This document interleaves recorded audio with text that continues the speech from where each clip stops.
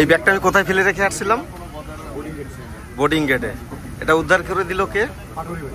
পাটোয়ারি ভাই, মানে বিমান বাহিনী। ও, ইউএস বাংলা। আচ্ছা, ঠিক আছে, অনেক ধন্যবাদ ভাই।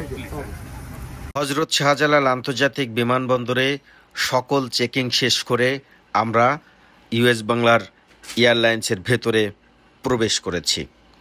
এছাড়া শাহজালাল বিমানবন্দরের যে সব প্রক্রিয়াগুলো ছিল সবগুলো শেষ করার পরে আমরা বিমানের সিটে অর্থাৎ আমাদের আসনে বসে যাই। তখনও আমাদের মনে হয়নি আমার সাথে থাকা 3.5 লাখ টাকার ম্যাকবুক আমি বিমানবন্দরে ফেলে এসেছি। বিমানবন্দরের একদম শেষ চেকিং যে গেটটি রয়েছে সেখানে আমার ল্যাপটপের ব্যাগটি আমি ফেলে চলে আসি। তবে গত 6 বছরে না হলেও কয়েক হাজার প্রবাসীর লাগেজ, ল্যাপটপ, ফোন আমি উদ্ধার করে দেওয়ার চেষ্টা করেছি এবং শাহজালাল বিমানবন্দর কর্তৃপক্ষ আমাকে সর্বাত্মকভাবে সহযোগিতা করেছে।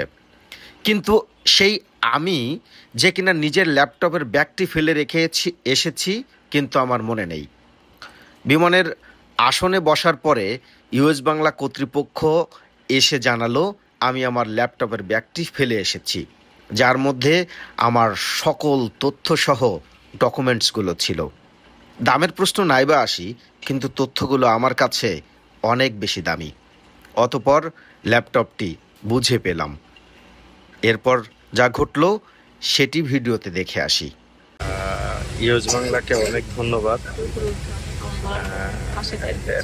সেটা হচ্ছে এই জন্য ধন্যবাদ জানাচ্ছি, সেটি হচ্ছে একদম সর্বশেষ যে চেকিং, সেই চেকিংয়ে আমি ভুল করে আমার ল্যাপটপের ব্যাগটি ফেলে রেখে এসেছিলাম।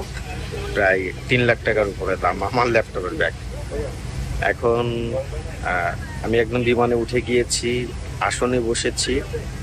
এরপরে ইউএস বাংলা এবং বিমান বাহিনীর সদস্যরা আমার ল্যাপটপের ব্যাগটি একদমই বিমানের মধ্যে পর্যন্ত পৌঁছে দিয়ে গেল। আমি অনেক কৃতজ্ঞ তাদের কাছে।